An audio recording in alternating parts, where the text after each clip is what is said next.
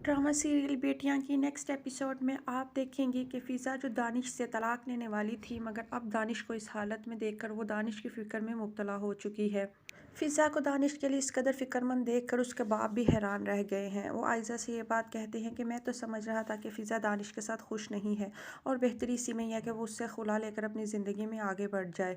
मगर मुझे इस बात ने बेहद हैरान किया है, वो तो दानिश के साथ ही रहना चाहती है। जिस तरह से वो उसके बेड के साथ लगी हुई है उससे, और दिल ही दिल में दिन रात दानिश के लिए दुआएं कर रही है। इस बात से मुझे ये अंदाज़ा अच्छी तरह हो गया है कि वो अब दानिश के बगैर नहीं रह सकती और उससे बेहद मोहब्बत करने लगी है।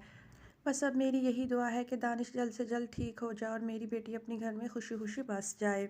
दूसरी तरफ दानिश के वालिद भी डॉक्टर से बात करते हुए पूछते हैं कि दानिश की हालत कब संभलेगी, तो डॉक्टर उसको कहते हैं कि इनकी ज़िंदगी तो बच गई है, मगर इनकी ज़िंदगी आगे कैसी होने वाली है इस बारे में अभी हम कुछ कह नहीं सकते। ऐसे में फ़िज़ा जो सारी रात दानिश के पास ही लगी रहती है और उसकी खिदमत में ही मसरूफ़ है, तो रात के टाइम जब वो दानिश की आवाज़ सुनती है तो भागकर उसको पानी पिलाती है। दानिश उसको अपने पास देखकर बेहद खुश और मुतमईन होता है। दानिश आहिस्ता आहिस्ता बेहतर हो तो जाएगा, मगर फ़िलहाल फ़िज़ा को उसकी दिन रात खिदमत करनी पड़ेगी, क्योंकि हो सकता है दानिश को पैरालाइज़ दिखाया जाए। अब सवाल ये पैदा होता है कि दानिश की ऐसी हालत देखकर भी उसकी माँ की अकड़ टूटेगी या नहीं टूटेगी। उनके रवैये में फ़िज़ा के लिए अब बेहतरी आती है या नहीं आती। वैसे तो वो बड़ी ज़िद्दी और ख़ुद परस्त औरत दिखाई गई हैं, मगर फ़िज़ा की खिदमत गुजारी और दानिश के लिए मोहब्बत देखकर उनका दिल भी फ़िज़ा के लिए नरम हो ही जाएगा।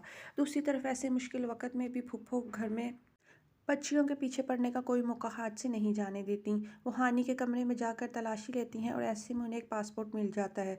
बस वो वावेला शुरू कर देती हैं कि भाईजान आप देखिए, आपकी बेटी ने पासपोर्ट बनवा लिया है। पूछे ज़रा इसका क्या मकसद है छुप छुपा के पासपोर्ट बनाने का। जहाँ तक मेरा अंदाज़ा है ये यहाँ से मुल्क से भागकर बाहर जाना चाहती है। वो शोर मचा मचा कर हानि पर इल्ज़ाम लगाती हैं। उनकी यह बात सुनकर लईक अहमद भी थोड़े से परेशान हो जाते हैं और इस फ़िक्र में मुब्तला हो जाते हैं कि आखिर हानि ने पासपोर्ट छुपा कर क्यों बनाया है। मगर उनको अपनी बेटी के ऊपर भरोसा है, लिहाजा वो पुप्पो के इतने शोर शराबे और गुस्से को बिल्कुल भी खातिर में नहीं लाएंगे और अपनी बेटी से बिठाकर आराम से सवाल जवाब करेंगे और उससे पूछेंगे कि उसने ऐसा क्यों किया। हानि पुप्पो की बात सुनते ही गुस्से में आ जाएगी और पुप्पो को 100 बातें सुनाएगी कि आप बस हमारी जासूसी में हमारे पीछे लगी रहती हैं।